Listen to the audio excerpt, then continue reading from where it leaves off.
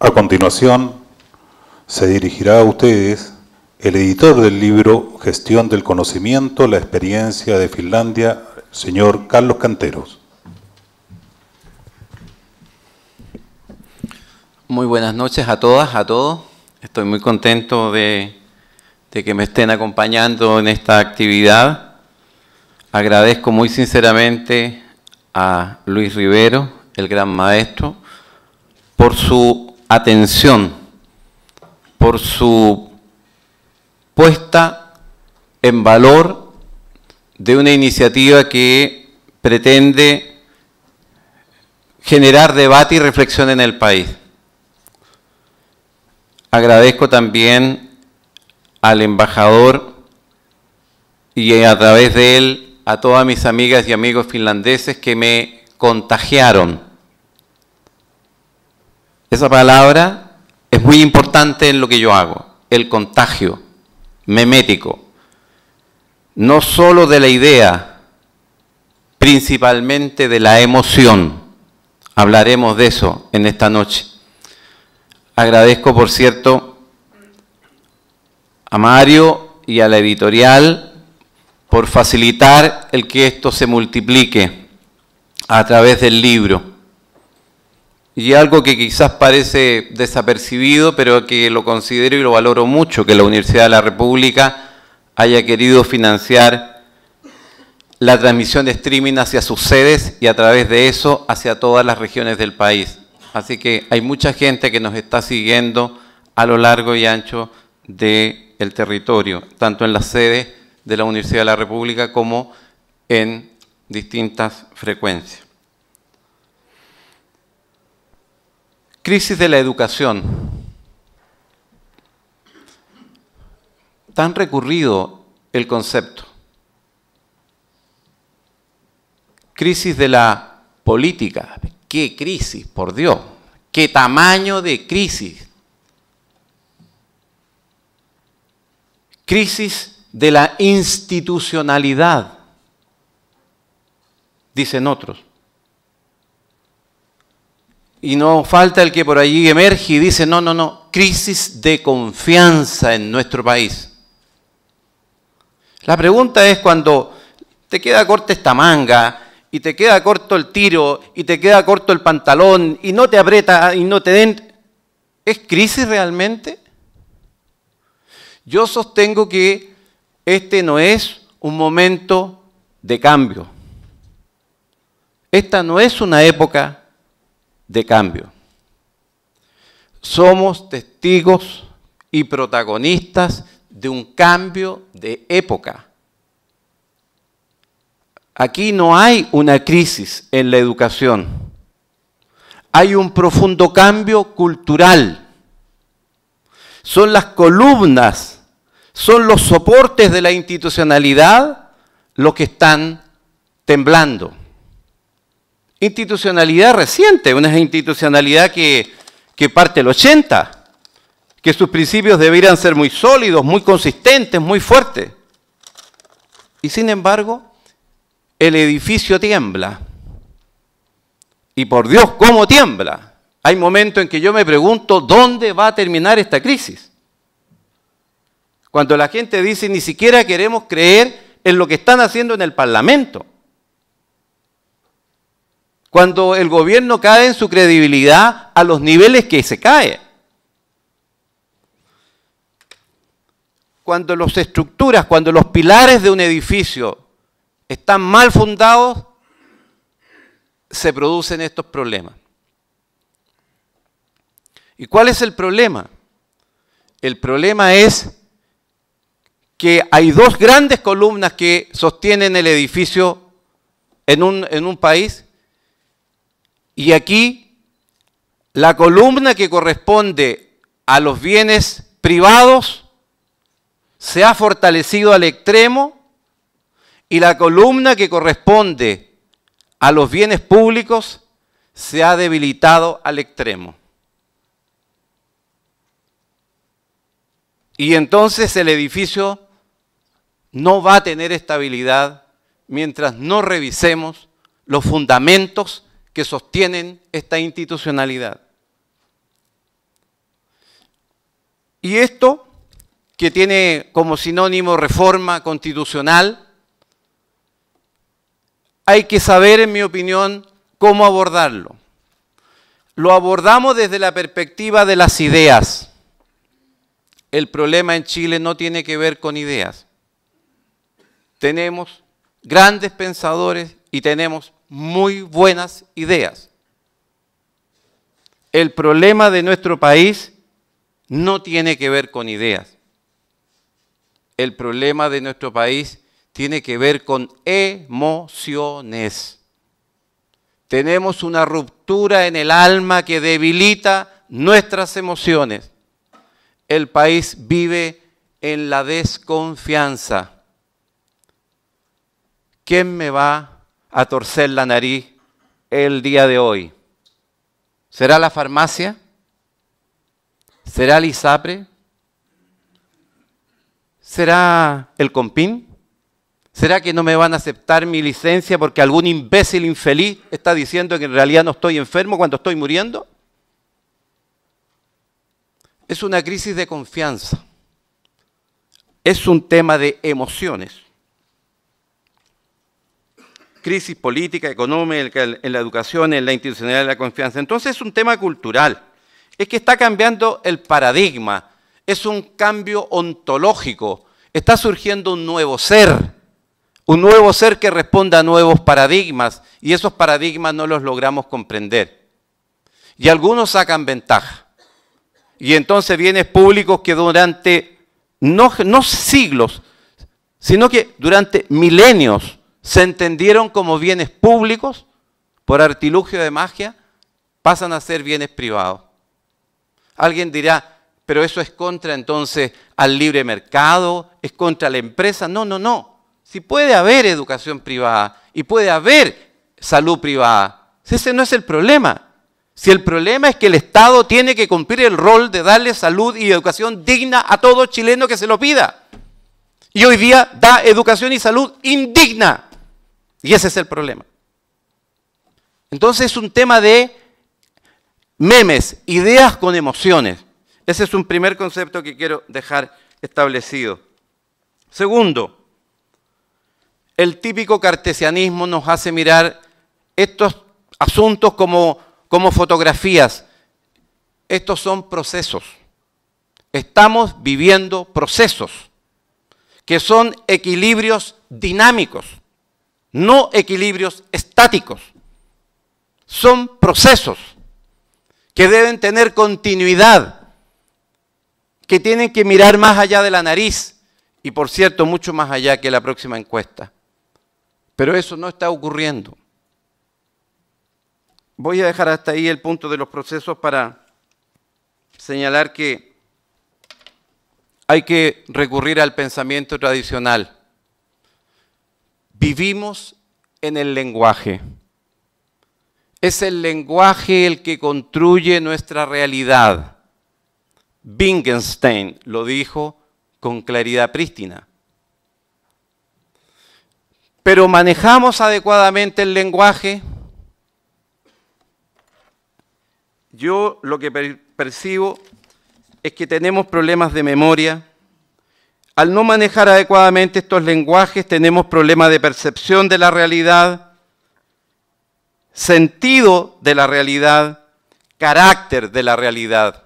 Cuando yo escucho a mis colegas decir que esto lo van a arreglar con una ley de transparencia o con una ley de financiamiento de la política o los partidos políticos o las campañas, es simplemente una ceguera brutal, impresionante, que a mí me sorprende el nivel de imbecilidad que hay detrás de esa conceptualización.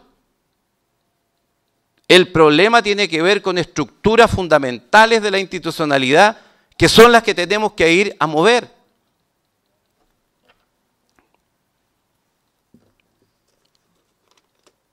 Lo intrínseco, lo extrínseco, la esencia de la gestión del conocimiento tiene que ver con lo intrínseco, que tengo que hacerlo explícito. Lo implícito debo transformarlo en algo que sea explícito para los demás.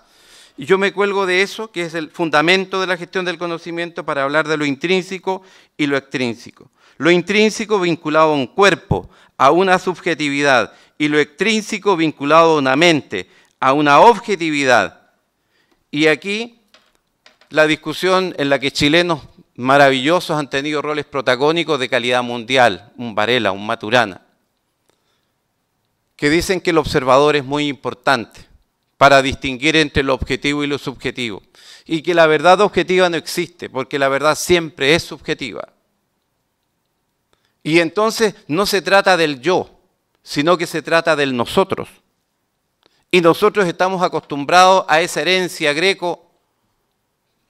greco-latina fundamentalmente, que el punto es la esencia, el yo es la esencia. Y en realidad nos damos cuenta de que en este ambiente de competencia llega un momento en que el yo clama por el nosotros, porque el nosotros empieza a desconocer al yo. Y por más que se pongan cercos y por más que pongan guardias de seguridad en los barrios tan connotados, en realidad vamos a seguir teniendo problemas porque no van a poder caminar por las calles con tranquilidad. Porque se produce una homeostasis, un equilibrio. Entonces, esta situación yo la defino como una revolución de la subjetividad. Lo que percibo, lo que es mi verdad, no la objetiva, la subjetiva. Por mucho que en Chile se siga hablando de la igualdad de oportunidades, hay millones de chilenos que dicen subjetivamente que esa igualdad no existe, porque ellos cuando entran a un hospital reciben una atención indigna, no porque los médicos sean desatentos, ni porque las enfermeras no los quieran atender, porque el sistema es el miserable, porque no tiene el financiamiento, porque no tiene el enfoque filosófico de ir en ayuda de esa persona. Entonces podremos hacernos flecos hablando de igualdad de oportunidades y la gente no lo va a percibir subjetivamente porque no lo vive, porque vive la desigualdad cuando compara eso con una clínica. El problema es que no puede entrar a la clínica porque viene el segundo argumento. Ah, no, libertad de elección. ¿Qué libertad de elección puede tener una persona que no puede ni siquiera cubrir el copago? Entonces, verdades objetivas y subjetivas, sujetos y objetos. Todo esto en el marco de una revolución de tecnologías donde la información y la comunicación son muy relevantes, donde los memes empiezan a tener un rol cada vez más relevante. El meme como un concepto, como una idea anclada en una emoción de desconfianza, por ejemplo, la de igualdad de oportunidades, genera un resultado. Cuando está anclada en la emoción que vive nuestro país, que es la desconfianza, el resultado ustedes ya lo conocen. La gente simplemente no cree, no lo acepta. ¿Por qué hablo de la revolución TIC y lo asocio a Wittgenstein y su pensamiento del lenguaje? Porque nosotros estamos acostumbrados a usar el lenguaje analógico, palabra, texto. Esa es la característica de todos los que estamos en esta sala.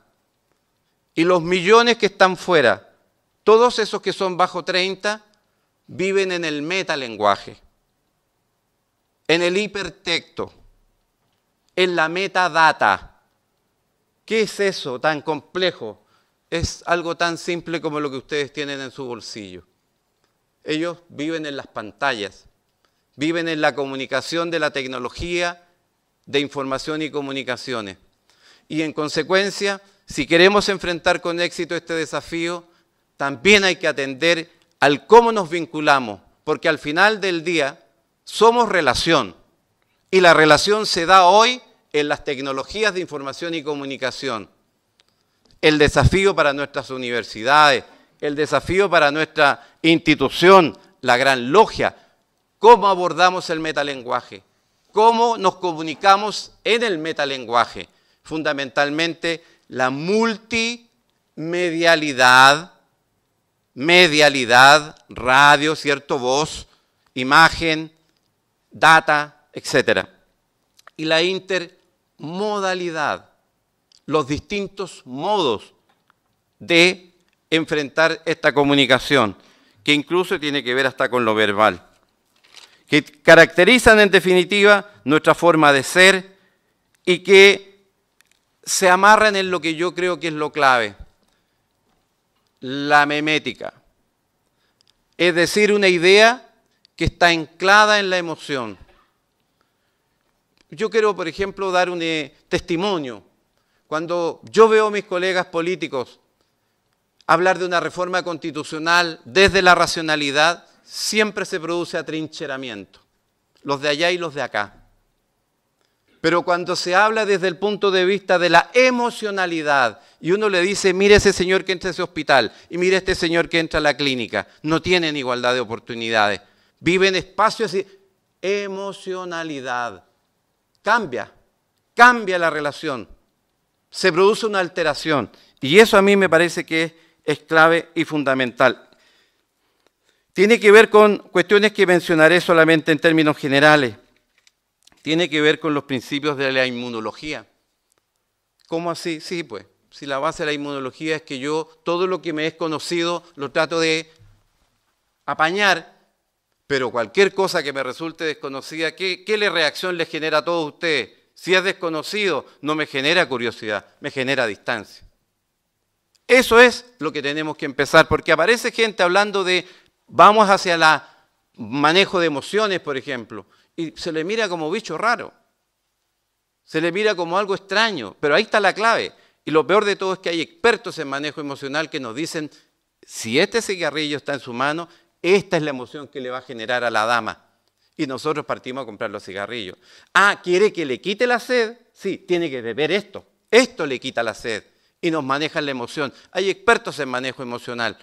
Tenemos que aprender mucho del manejo de las emociones. ¿Cómo abordar todo esto? De una sola manera.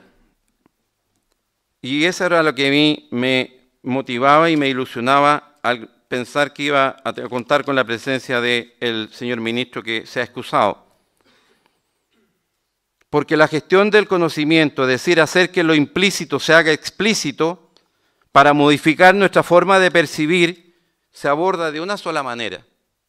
Se aborda desde la emoción, desde el conversar, que es converger, desde el dialogar, que es establecer esa relación, desde crear la confianza, trabajar la emoción.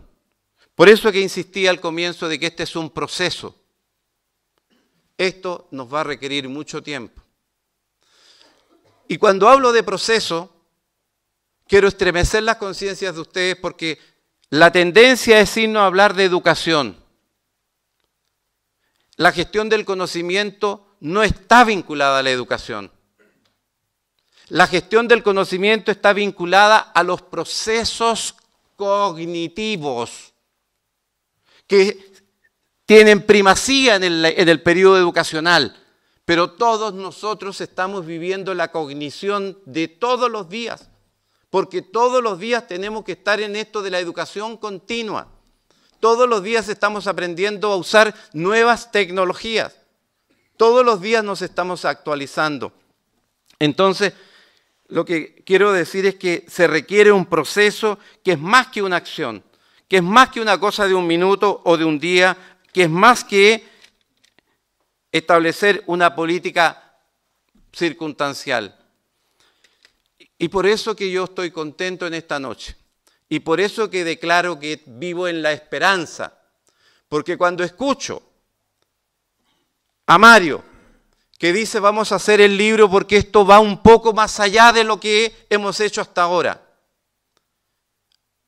Y cuando escucho al gran maestro de la institución que ha hecho de la educación su mascarón de proa, decir que este tema es relevante y que se releva por significativo, lo que estamos diciendo entonces es que nuestro gran mascarón de proa, que ha sido la educación, empieza a tener ahora una vinculación a procesos cognitivos que tienen que ver con la vida y que tienen que ver con la sociedad, que tienen que ver con el cambio cultural que tenemos que enfrentar.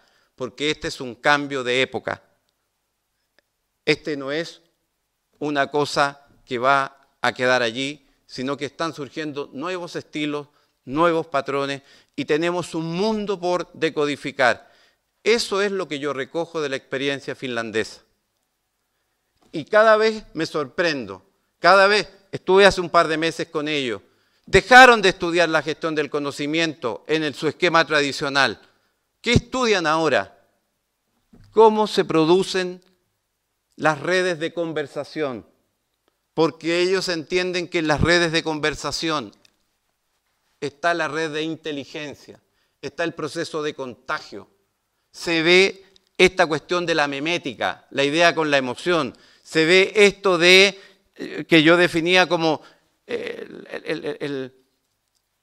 ¿cómo se llama esto? De cuando lo mencioné recién, la inmunología, ¿verdad? De que lo extraño no hay que mirarlo, no, lo extraño hay que ir y estudiarlo y tratar de aprenderlo y tratar de recogerlo. Entonces declaro al terminar estas palabras que lo que he hablado es la esencia del contexto en el que está el libro. El gran desafío es que tenemos que enfrentar un inmenso cambio cultural y nosotros creemos que este tema, que es un cambio complejo, lo podemos abordar con soluciones simples. Vamos directo al desastre si no entendemos que ninguna ley de estas cositas chicas que estamos diciendo que queremos hacer, ninguna ley va a poder cambiar esto. Es más, podremos hacer una reforma constitucional, pero si no cambiamos la emoción, el sentido de espiritualidad, la ontología que nos embarga en la convivencia y en la relación, la verdad es que vamos a tener dificultades. Y enfatizo, las tecnologías de información y comunicación. Si no logramos cambiar lo que hoy día pasa en los medios de comunicación, que nos dan prácticamente 24 horas de televisión basura, y no somos capaces de generar políticas públicas, metalenguaje, políticas públicas que permitan dejar fondos públicos para hacer televisión de calidad, que cultive al ser humano y no que lo esclavice en sus banalidades, en realidad vamos a tener desafíos cada vez más duros. Tenemos una tremenda tarea. Yo tengo un video que resume y que quisiera dejar hasta aquí. A ver si ese video lo podemos tirar. No lo van a ver los que están acá adelante, pero sí, nos podemos ver ahí. Ahí está.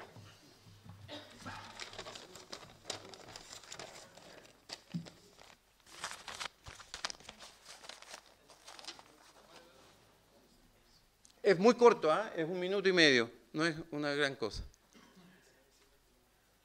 Primero está hecho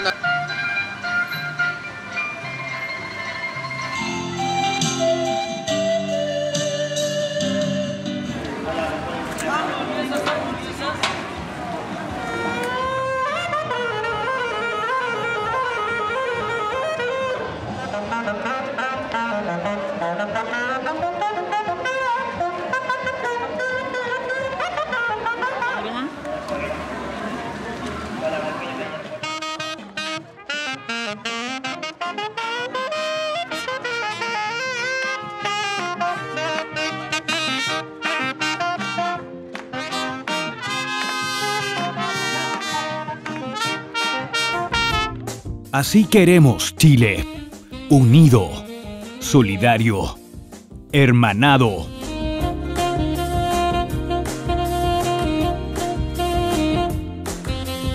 Somos hijos de esta tierra, compartimos una historia de luces y sombras.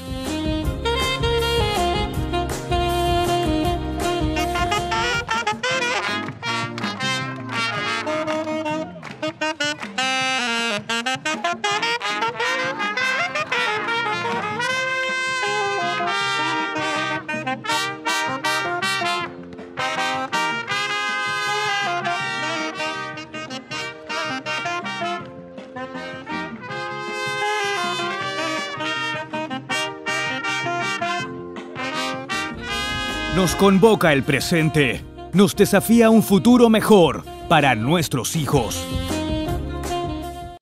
Con un buen director logramos consensuar emociones, consensuamos valores y logramos generar un espacio de mayor unidad. Dios quiera que eso lo podemos lograr. Ojalá que así sea.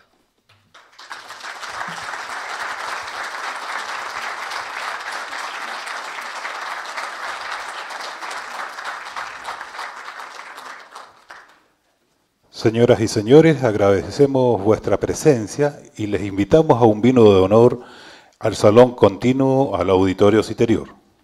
Muchas gracias, muy buenas noches.